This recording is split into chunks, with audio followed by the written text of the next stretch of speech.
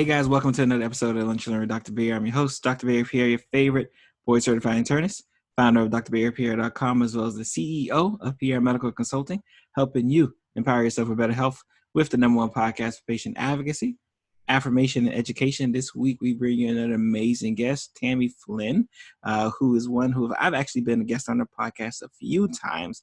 So I am excited to be able to kind of return the favor.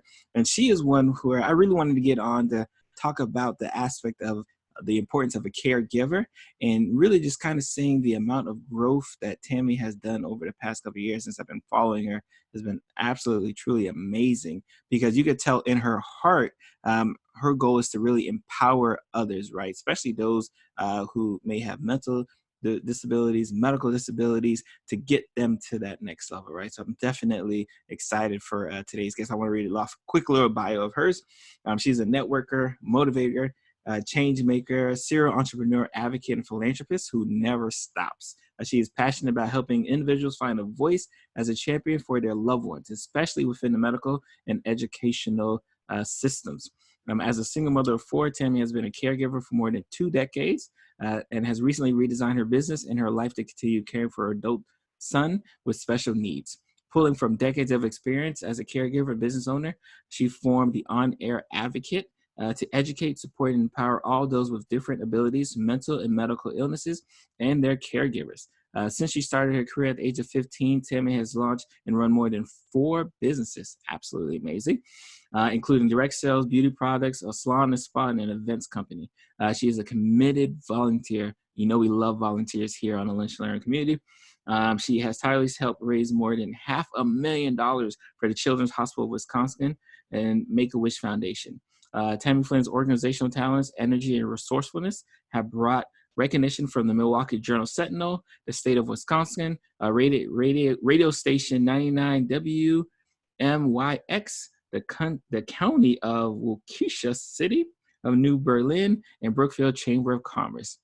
Ladies and gentlemen, please, take the time out and get ready for another amazing episode here with Tammy Flynn on the Lunch and Learn with Dr. Barry. All right, Lunch and Learn community, you just heard another amazing introduction for a podcast guest that I've been waiting to get on the show, guys. You know I love highlighting people who are doing amazing things, and this week is no different. Tammy Flynn, you heard the bio. Tammy, thank you for coming on to the Lunch and Learn this week with Dr. Barry. Thank you for having me. I've been waiting too. I just had to get well enough. Caring for the caregiver, remember? And I think that's what's so important. And we're going to talk about that during this episode, right? Because a lot of times when we are the caregiver, when we're the ones taking care of people, a lot of times we kind of put ourselves in the back burner. So I was definitely happy that you realized, like, no, I need to make sure like I am right for myself so I can, give you the best interview I can. Right, exactly.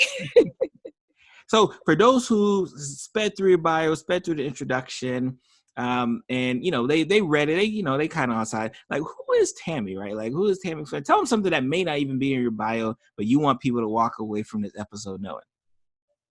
Who is Tammy Flynn? Well, I always like to say that I'm the proud mother of 4. I think it says that in my bio. I don't know if it tells you that I'm the grandmother of 1. So I'm a very proud grandma of a 5-year-old grandson.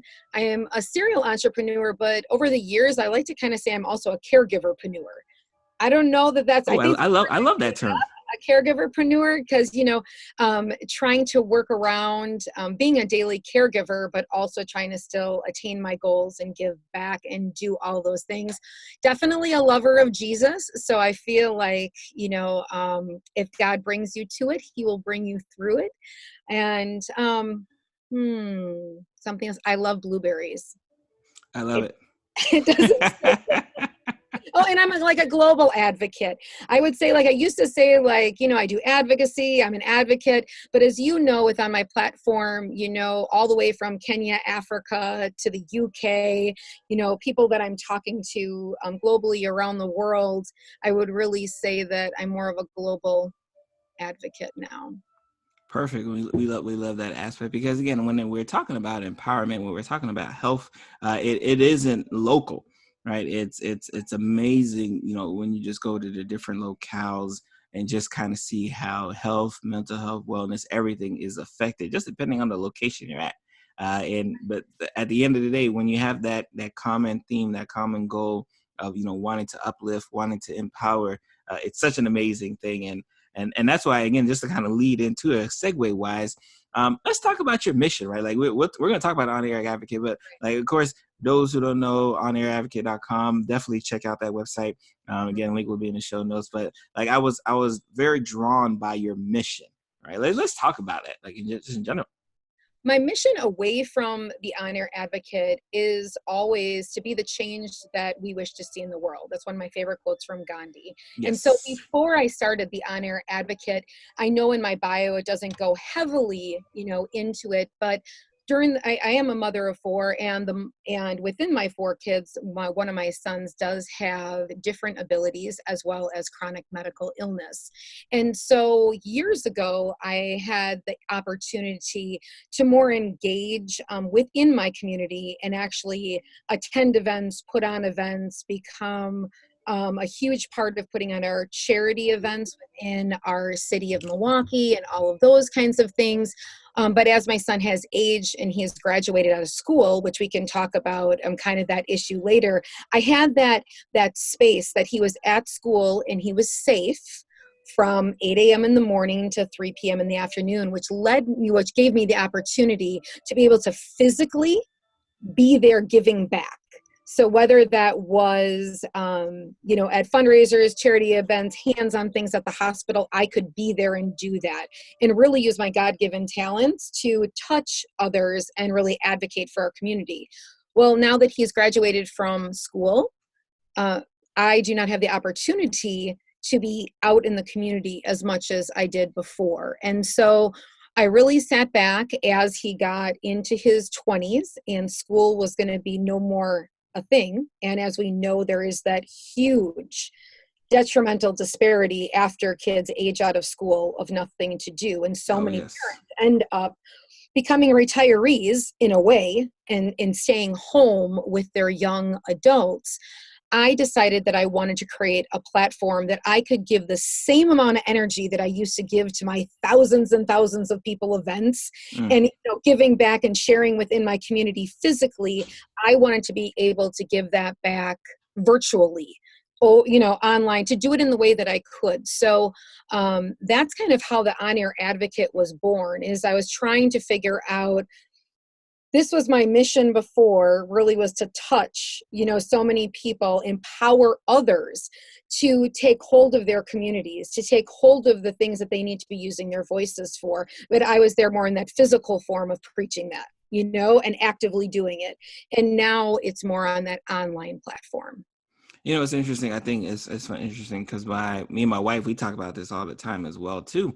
My daughter, who's autistic, she's only 7 years old, but we also talk about the fact that once she turns 18, we know a lot of the services and programs that are set up, right? Essentially, kind of like hard stop. Why? It's no clue, right? But it's such a hard stop, and we're actually thinking about that now, right? Like imagine 11 years having to think like, all right, in 11 years we got to worry about the fact that she's not going to have these services, she's not going to have these outlets, she's not going to have these ways to be able to cope how we want her to cope, and we are going to have to take more of an active role when that time comes. So I'm glad that you kind of share that same sentiment and understood that, like, I need to do something, and I need to be able to like still kind of reach out and really kind of touch the masses, which you've been, like I said, doing an amazing job, lunch learning community. And to speak to what you said about, your daughter, I now try to empower parents. Do not even wait till your young adult is 18. Don't wait till they're 17. Don't wait till they're 16. I wish I would have known what I know now. I thought if I gave myself 3 years, I am a rocker and a roller. I can figure this out in 3 years, right? I didn't really realize when they said that there was about this much for opportunity after these young adults graduate. I didn't realize that it was about 1%. I didn't realize that the average person with intellectual disabilities works less than 2% of them work. Oh, wow. then we talk about those with mobility issues and, less than 15%. The numbers are astonishing. And, you think there's community services, you'd think there would be camps, you'd think, what I'm saying, there would be outlets, that there would be classes. And basically it goes from all of these services, you have all these things, to nothing. And so I now, I really, really, tell parents to, use their voice, start thinking, make their personal parent map at about the age of 14. And it's not for your child. I would say you should make your parent map for you, because what you need to figure out is, do I have a job that's flexible that I can work from home? Can my wife, or am I a single parent? Is it just one income? Can my wife or I stop working? Because at the end of the day, if your child becomes a young adult, they graduate, but there's nowhere for them to be more than 4 hours a week, you're then the care provider. Right. And that's a huge aspect. And I love that. So can we talk a little bit about what a parent map is? Like, 'cause that's a very interesting concept. And I love that. You're just like 14. Okay. Yeah, like by the age of 14, I would say that you need to lay out, what's your financial situation? Do you guys have savings? Are you guys going to be moving? Are you going to be moving to a different state? Like, what does your and your significant other, your wife's outlook look like? Or if you're a single parent, who's your support system? So, take yourself here. Okay, so do I have a mom? Is there a grandma? Is there a friend? But then you also should look at on your map, are they sick? Do they have health conditions? Are they planning on moving? Because by the time your child becomes 21, the person that might have been your support may no longer be there, because the mix into this equation is most would say, well, then it's very real. Then you're going to hire respite workers, right? You're going to hire a caregiver, right? That's what you're going to do with the money that you get from SSI or the money that you get from other outside resources in your state. But there's a national caregiver shortage. So you're not going to find a caregiver. You need to be really cognizant, unless you are paying them double the amount out of pocket, or unless you have personally someone, a cousin, a friend, someone that is in your circle that would become that caregiver.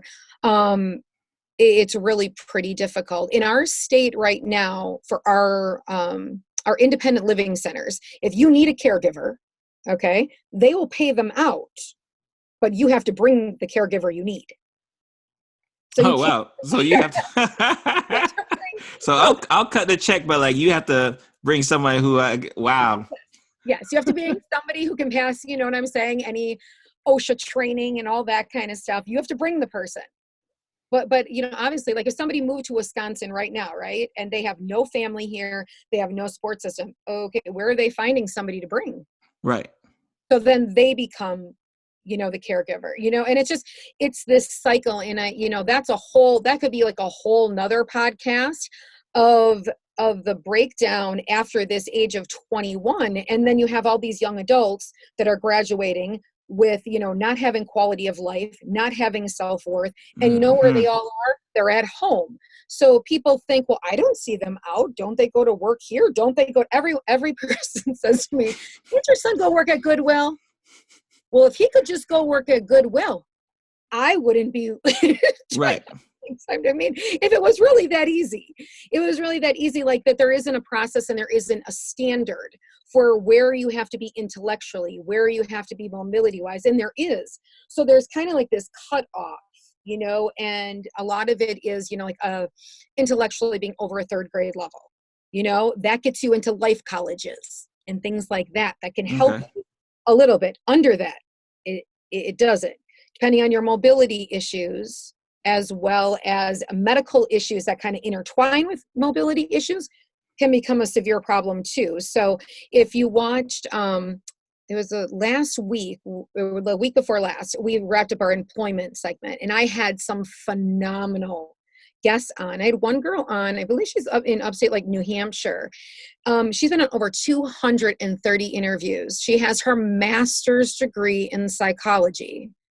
And she is just spina bifida, wheelchair bound, needs a caregiver so that she can get her personal cares done, all of that, and cannot find a job. Wow. I mean, people have education, so I used to So you think, can't even use they're not educated. No, that's not right. even a reason. And I used to think it was the other way. I used to think, oh, well, if you're, more intellectually impaired, then that would probably give you less of an opportunity for employment. But no, it's really across the board. So many that utilize a wheelchair, say to me, the minute they walk into an interview, the minute that the person learns, it's like the interview is over before it ever even starts. Mm. It doesn't matter their talents that they bring to the table. So, this huge employment issue, but then what happens is everybody's sitting at home, right? And then they're not moving. And then that's Dr. Barry when they're coming to see you, right? Because now they can't walk good, they have obesity, they're, cholesterol and triglycerides are all over the board. So, my campaign to, obviously all the state insurances and whatnot, save yourself some money, because in the long run, all those young adults that are sitting at home are going to become sick young adults if they weren't already sick. By not having opportunity, and then when we look at employment, it's great. They all want to integrate, everybody should have the opportunity for employment. And that's great in a perfect world. But in our world, what you have to look at is that you can't make anyone want to employ those who have different abilities. Nope. And so no matter, right now, in the United States, they were like giving out like up to $400,000 for people who can come up with ideas. For different ideas for employers to employ the disabled. But again, I regress back to, you cannot make somebody want. Right. Yeah, they're gonna do what they want to do regardless, right? Regardless of the rules, regardless of their setup, regardless, they're gonna just say, no, thank you. It's too much. It's too much liability. It's too much work. It's too much processing. Even if someone's going to pay their wage, it's this circle. And that's where I say, parents, you want to start at like 14. You need to think about where you are financially, Mm-hmm. because what I can tell you is, in my pool of friends, I have moms that have their PhDs, have their master's degrees, had 6-figure income jobs, that now, they have the son or the daughter that has severe autism, behavioral management issues, whatnot, and there's not a place within 500 miles, 1,000 miles, that they can find services. And so what happens then? You're obviously retiring. Yeah, because you have no choice. Right. Because there is nowhere else to be. So, and that was that news article. Did you see that came out about that boy? I know what state that was in, but that he does have autism, but his behaviors, and he was like lashing out. He was harming his siblings and his mom, and they put him in jail. Oh, no. Wow. Okay, so when you read the story, I know like the headline sounds like, oh, they put him in jail. But basically, long story short, is the state that he lives in has no accommodations. Like, there is no facilities for him to go to that provide the level of care he needs. Wow. And the hospital, for insurance purposes, no longer could keep him. So the only way to keep him safe and his family safe was to put him there. Now, it's completely an inappropriate place for him to be, but there is no other place. No other place. Wow.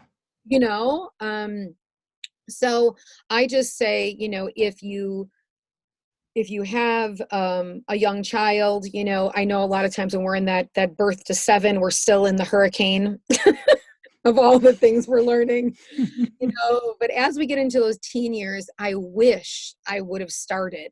He had all these other surgeries and medical complications. I'm like, okay, this is all going to work out. I'm going to figure it out. And I'm to the point now, like I told you this week, we're going to our state capital to campaign because our agencies need more money. I mean, there's not enough opportunity. There's not enough services. There's not enough community involvement. There's not enough places for these young adults to go. So our voices need to change that. And I love that you segue that, especially because you talk about the lack of a voice, right? Where voices are needed, right? Again, you have a state where there's no services needed. Clearly, there wasn't enough voices to say, hey guys, like this may come up, right? Like, I think we should be prepared in case this happens. And unfortunately, when we're not in the room, right? When we're not voicing our concerns, when we're not being that advocate that we need to be, right, for those who need us to be their advocate, right, things like that happen. Again, I'm in South Florida. My brother's in he was in North Florida, right, the state capital of Florida, right? He was in Tallahassee, and the amount of services that we had down here compared to the amount of services that he didn't have up there was astonishing. I'm like, wow, that's the state capital. And if Right. they're sparse at the state capital, like I can only imagine if you go Central Florida or West Florida, where you definitely don't have the city life. You definitely don't have the universities. You definitely don't have all of the voices that are kind of marching and championing and say like, oh, we need this kind of thing in our local community. Right, right. And I say too, as I advocate, because obviously, I do talk a lot about young adults and kids and all of that, but I do many segments on our aging loved ones. And that's something I just talked about in another segment. Really, for your aging loved ones, you might want to retire somewhere. And yes, Florida is awesome for weather because Wisconsin's not, and Arizona is nicer.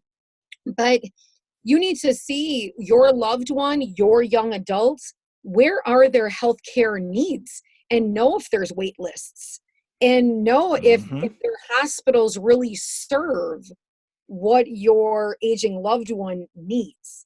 Because sometimes you move for weather, or you move for, what I'm saying, different reasons, and then you get there. I don't know how many parents have done that. And even for school, oh, I moved here for the school, but I didn't realize that they don't have any other services. Exactly. Oh gosh, It's so just almost like a rude awakening. Like, whoa, okay, I guess we need to rethink that decision. right, and so here in Wisconsin, though we're very cold, it's not nice. We have sleet and ice right now tonight. Ooh, as a born Floridian, just the thought of that just gives me some Yes, chills. like every other day, but we are one of the only states that after the age of 18, we have services and supports where people can kind of manage their care. Adults can pay themselves. It's not very much, but in a lot of states, they don't even have that opportunity. So they can use those funds. Like, let's say you have to stay home with your young adult or your aging loved one or whoever that is disabled. You can pay yourself at least some wage as the caregiver. Where in a lot of states, they don't allow you, to Oh do. wow. So, the more that I talk, and that I would say for the On Air Advocate as a platform, which, obviously how I met you and all of that is, you only know what you know, right? And you don't know what you don't know. And if you're only in your state, and you might be the best advocate in the world in your state gathering this information, if you stay in that box and you don't start to look outside of that, oh, what does that state offer for, insurance services, providers? What do they do well?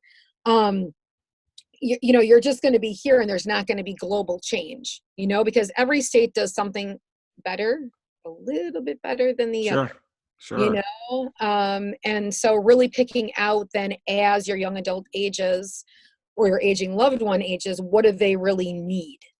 What are the reasons you'd move if you ever would? But definitely things people don't think about. So like when he was 14, I wasn't thinking about that. Right, because it wasn't a forethought. It wasn't something that like immediately popped up, so you wouldn't have even wasn't thinking.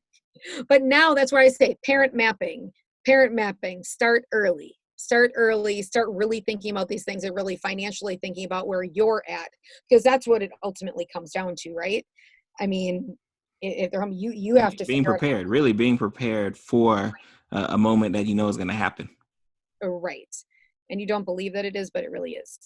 And you don't believe it's as bad as it is until you're there and you're like, oh, this is crazy. I mean, this is crazy. Yes. Really, that's what it is. You're like, wow, this is wild. I didn't realize this happened. Right. I mean, right now I drive 100 miles for my son to work 2 hours a week. 100 miles to work 2 hours a week. And really I don't care about obviously the money aspect of that, but okay. So you've made maybe after taxes, what, $11 or $12, and you've driven 100 miles, give him that feeling of some kind of self-worth, right? I mean, because those are the opportunities. Right. That's what's global. So when I say lack of, there's really a lack of. And I think it's even kind of segue into it. And we kind you kind of mentioned how we first met. Mhm. Let's talk about the on-air advocate, right? Like, let's talk about when you were kind of gathering around, especially in the beginning stage, and say, you know what, like something needs to occur. I'm gonna have to make some lifestyle changes, and I think a platform like the on-air advocate is the way to go. So what made that, how did that process start? Yes, Okay. yes. I'm So nosy. I'm nosy. this. I want to know. Going to make it into, so I started this and these names, and then people were like, that's not a good name, that's not a good name. I'm like, okay, well, I'm just going to call it, I mean, I have other businesses, I'm like, I'll figure it out. I'm going to call it a name. And then I was thinking, oh, I'm going to start my platform, also with a book, and I'm going to get this book done about my years as a caregiver and my 2 decades and all this. And then I'm like, I'm really not a writer. I mean, I could write, but I'm really not, I'm a talker, not as much a writer. And then I'm like, well, how is that going to get me to my ultimate goal of meeting all these people and getting the information and the data I need to ever create change, globally? So how is that going to happen? And what is that going to look like? So podcasting really just kind of had ignited, like 2.5, 3 years ago. It just kind of, where lots more people started doing it. And so I started out that I was going to have it as an individual platform where I was just going to talk about subjects. So if you listen and you go back to the early days of the Honor Advocate, it was like, I think the first 4 or 5 episodes was just me talking. So personal experiences, things that happened. But then I brought myself back to that mission of how am I going to cover all of these health conditions and topics and really get people the information that they need by just being my thoughts, because really those are just my thoughts. And though, I mean, I think that I have a lot of valuable information to teach people over time. I think that, and we could go back to some of the most, I'm at a loss for words right now. Some of the most inspirational people in the world, people who have really touched us, mentors in the world, will tell you, only greatness happens when we all work together, right? You're right. Like we all come together, and we're not this whole. It's me. It's a we in the things that we do, and so I started out with a few people right here that I knew and subjects I wanted to touch on. So one of them was a very good friend of mine that has one of the rarest forms of Graves' disease. So it was more of an adult topic, Mm. and then bridging into really talking about that. And I couldn't even believe how many people after that episode reached out that have thyroid issues, who have been misdiagnosed, and so that just grew to me looking at, okay, I need to section this. It can't be thyroid this day, CP this day, I feel like that was too hard for people to, it's and you're following a feed and you're following podcasts that way. So I started making more of a series of finding the topics that I was going to cover and then putting people into those categories and those slots. And I feel like everyone that I have met on this journey, if they're kind of in the circle of podcasting and doing that, they ask me, they're like, sometimes it's really hard to find content, to find the right people, to find Hmm. the right fit. Like, where do you find all these people? And Lunchline community, I can tell you, every time I see some of the guests she has, I'm like, wow, how'd she get that guest? Like, I'm always like amazed, especially because obviously in Lunchline community, we typically have, professionals and health professionals, but like, I definitely want to get to the point where like, I'm really talking to patients and, Mhm. people who, and I hate to call them patients, but really people who are dealing with the disorder I'm talking about, right? Like, cause I want to get their firsthand account. Because again, as a physician, and as I remember recently when I broke my fibula, shout out to my little son for causing that to happen. And I remember being in the patient side of things and saying like, wow, this is a very different perspective. Like now I'm not the doctor, I'm the patient, right? Like now I'm the one going to doctor's appointments. I'm the one filling prescriptions. I'm the Right. one dealing with the pain and discomfort and having to deal with things that were normally daily activities of daily living that I couldn't do anymore. And Right. it opened up my eyes so much that like now even when I take care of patients now and they have a lower leg injury and I already know the spiel, I'm like, hey, you're gonna be out for like 6 to 8 weeks, and after your 6 to 8 weeks, you're going to want to put your foot on the ground. It's going to hurt a lot. And just kind of school them and saying like, hey, I was there, and I could see that connection I get, right? When I tell a patient like, oh, I had that same type of injury. And while they hear me talking, they understand like, okay, all right. And if he's walking around, I know I'm going to be fine. So I love your guests, because I'm like, wow, how'd you get guests with that? Like, especially some of the disorders that she has on there. I'm like, wow, how'd you find someone who had that? Well, and so I've told everyone, and within being in other businesses, like people have given me the label, like, you're a serial entrepreneur. I don't know. That's a new term that's come out. I've always felt like I'm a mompreneur.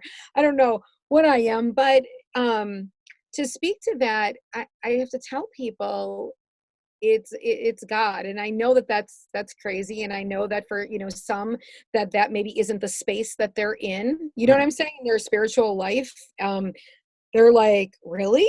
Like that happens? And I'm like, I'm telling you, I had on like one person, like that first 10 episodes, I had on like one person that then told another person, that then sent it to another person, that then emailed another person, then another person saw it. And, unless I really want something to fit like, just like very in sync with a series, and I want this certain person on that I'm having a series, but I feel like this person would really round off the series, that I might reach out to somebody. I don't really even reach out. I mean, it's kind of crazy. And so I'm very, very blessed. And that lets me know too, that I am in the right space. Yes. You know what I'm saying? He brings it to me. And you know what I've always said with the Honor Advocate, like I was talking about my community work before, this platform on the Honor Advocate is not for me to monetize on my interviews. It's not for me to extract from that. Yes, in the future, there might be a few online courses you can take. There might be a book, that you can have. But the interview platform that I have will always be what it is, where you can go and you can get this content and you can sync up with somebody, be like, oh my gosh, they have the same condition as I have. Mm-hmm. And I can make that connection. And the more people I meet, I'm on episode like 170 now. I mean, congratulations on that. Those amount of people, that you meet, it's so much better. I mean, even with you, Dr. Barry, I've had so many people, I'm like, you know what? Men's health, Andy Riggs, he runs our Mental Health Mondays. He is a great radio. He's on a radio station here.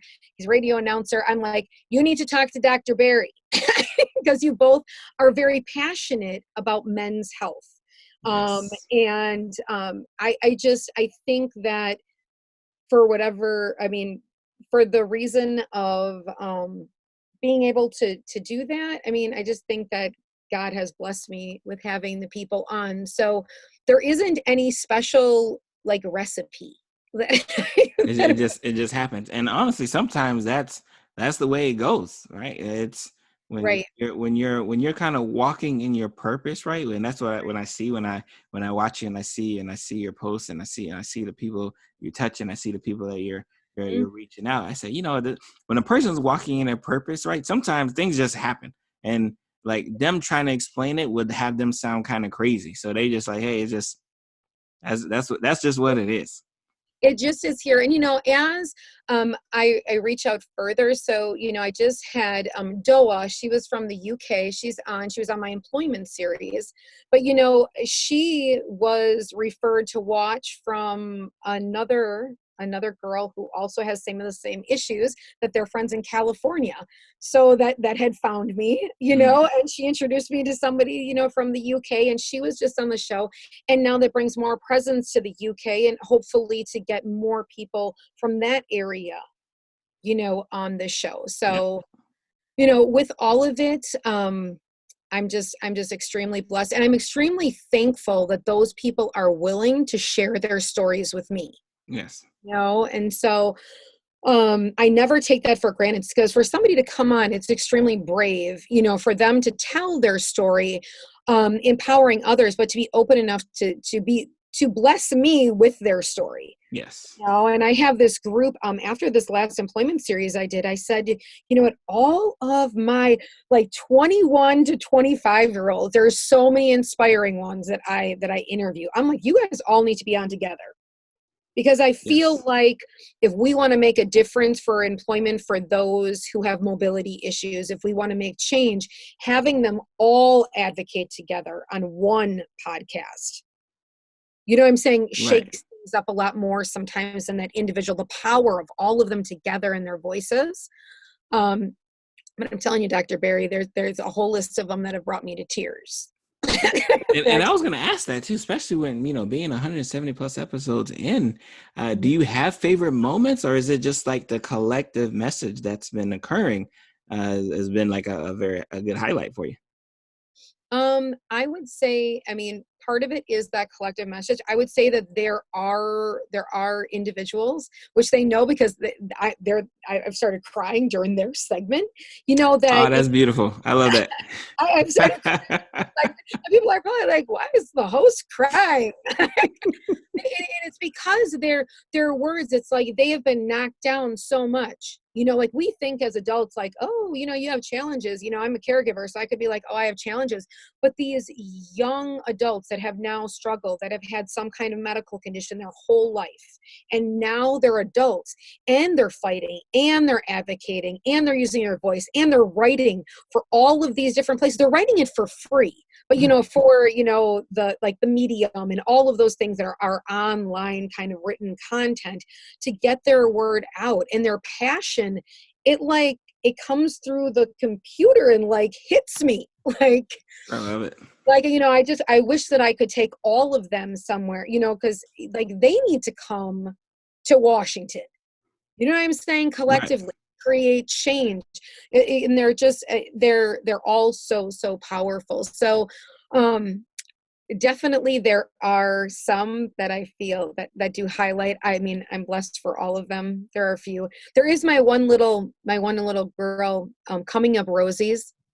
I don't know if you've watched her segment, Mm. but she's a little girl who was born with alopecia, but now has embraced that, and she makes these scarves, you know, and And then Lunch Learning Community, I will definitely put that link to that show note, because that definitely sounds like a very interesting episode. Sure. yeah, so but she does that, and they make capes so kids that are going through anything, so it can touch anyone, even if you're going through cancer treatment. She was born with alopecia, but she was born with one of the rare forms that she didn't grow any hair.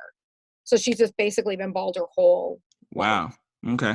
But her spirit is like, I think she's 9 now or 10, is electrifying, and she's hilarious, and she just embraces her baldness. And so And, super, super. and what I love about that, especially when you talk about it, because a lot of times I think in our society, when we see people who are different, right, or who don't have the typical, the normal, right, whatever normal means, right, to people, a lot of people think like, oh, they've got to be disheartened, right, they've got to be sad, they've got to be all these things, and it's such an interesting twist when you're like, nope, I'm crazy happy, I love life, I have an amazing spirit. When you know people who are in I guess quote unquote better situations than them Right, don't have that. So I love that aspect of being right, able to kind of see, despite what society may say, like, oh, well, if you have this, then there's no way you can feel happy for yourself, right? There's no right. way you can live a happy and joyous life, right? Full of richness, right? Spiritual, mental, and still turn that around and say, no, I'm going to do that, and there's nothing you can do about it. It's definitely an amazing thing to see. It is. There is Pete's. It's a company called Pete's Diary. Okay, and so for Pete's Diary, um, they have this whole platform. Him and his mom go to schools, talk about bullying, talk about differences within all of us. But he has a rare. He's in that rare disease category. He's had, I think, he's on surgery 40. He's had 40 surgeries. Wow. Okay, and I think he just turned 19, but in one of his segments, he teaches the kids, because he has an ear that comes off, a magnetic ear, and he's so open about it. And so, what he tries to create in schools, and when he talks about his conditions, is that, kind of getting rid of that stigma and taking away that worry. Like, you don't need to worry anymore. about that I'm different, because I'm going to show you how different I am. And that's cool. Yes. I love It's it. cool. But he is a musician.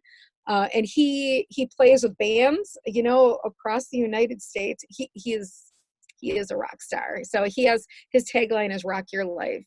But just in doing that, the whole like taking the earth. I mean, he did a segment with that. You guys need to go back and watch it. He had one that he. Okay. But That's another one we're gonna add to the show notes. I gotta. I got a whole list of names for you of all of them that All are the ones just. we need to see. Oh, perfect. Yeah, but I mean, you need to see all of them actually. So just go starting out and halfway through a year. I mean, 170 days. If you took one every day, it would take. And Lunch Learning Community, this is definitely a podcast. If you're listening to a podcast like this, that means you want to be empowered. You want to empower others, right? You have family members you want to empower. This is a podcast on the this podcast. You definitely need to follow. Definitely subscribe. Definitely leave 5 stars on Apple Podcasts because it is one of those things that it drives you, right? Again, I'm a podcaster and I love listening to podcasts that help get me motivated. I'm like, okay, I'm ready. I like this. We're ready to go.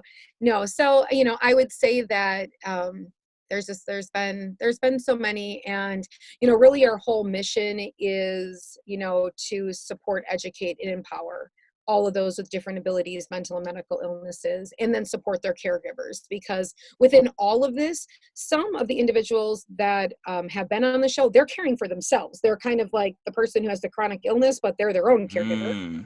And then, so I don't ever like to discredit that, because sometimes people think of caregiver, well then, you're caring for someone, which does happen, but it's also sometimes that you may have the chronic illness, but you're still caring. You're the one responsible for Making your doctor appointments, for taking care of yourself. And so that's a big load. So we kind of try to talk about all areas, of that. But if I've learned anything this year, is you need to, or this last year in 2019, is that you really need to be caring for the caregiver as well. So if you are in that position, like you're caring for someone, or, even yourself, I mean, you need to have, patience and grace with yourself if you're the one with the chronic illness and you're your caregiver.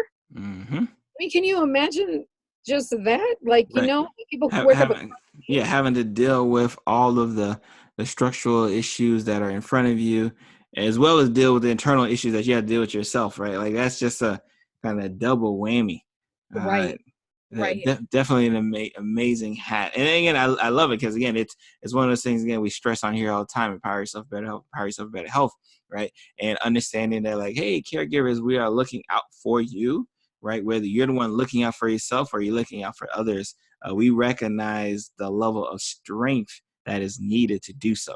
And that's what I love. Again, there's so much about you, Tammy, that I love that you do, right? But like, I love that it always comes back, right, to like, love, empowerment, getting better, right? And not allowing someone who society may consider as being different, right? Allow that to say like, no, this person deserves just as much care, just as much love, right? And just as much fight for than everyone else. Right. And celebrating our differences, I mean, I just think it's the coolest thing in the world when, individuals come on and they looking at the glass half full all the time, and they're able to show those things. And, it kind of cuts down on anyone, having those questions in their head. If you just answer all the questions right up front, there are no questions, when it comes to conditions. And so I like to empower people. If you're not in that space, you need to listen. I was just talking to a woman today that we're having some new employment opportunities that we're trying to get going in my county that I live in. And I told her, because I run an adult group here in our county for all adults and their families with different abilities. And I said, you know what, maybe you just want to come and sit in. Maybe you want to come in and sit in on the group and just listen, because if you haven't come from that perspective before, but you're going to be working with this population, just listen. Right. Just listen, because we have so many mistaken conceptions about things that happen. Like I was talking about, that everybody just graduates and goes and works at Goodwill. I mean, that doesn't happen. Like people really think that. Like people think like the jobs are just open as, oh, here you go. They do. And, because in my other world that I work in, I'm in the business world, right? I'm in the business world that really doesn't touch a lot of this different ability world. Every business person I work with, well, isn't there this agency? Isn't there this? Isn't there the United Cerebral Palsy? Isn't there, Right. Okay, did you all think that half a million people, or 2 million people just all go to the same? Isn't Easter seals? Doesn't Easter seals do something like that? And I just look at them like, again, I have been an entrepreneur since I've been 15 years old.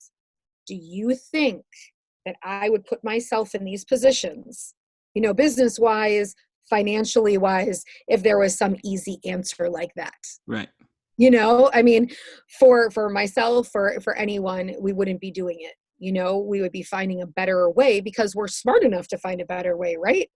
And logically, you think that those opportunities are there. But so I feel like if nothing else, during this journey, it's been very enlightening. I learned from others, every day on my show. And I definitely share that with others to kind of, stamp out like, okay, this isn't really what happens, or this condition, Right. you need to listen to this podcast because And, this. and again, I remember, when I became an autism dad, and then I'm doing, and again, I'm a physician, I'm an autism dad now, and not realizing just the level of services, that I thought were available, that made sense to be available, that weren't. Right. For example, those who may not know, you can go, right, fall off a tree, break your arm, you can get occupational therapy, your insurance covers it. But for some reason, when my autistic daughter needs occupational therapy, they don't cover it. And I'm like, that makes absolutely no sense in the world.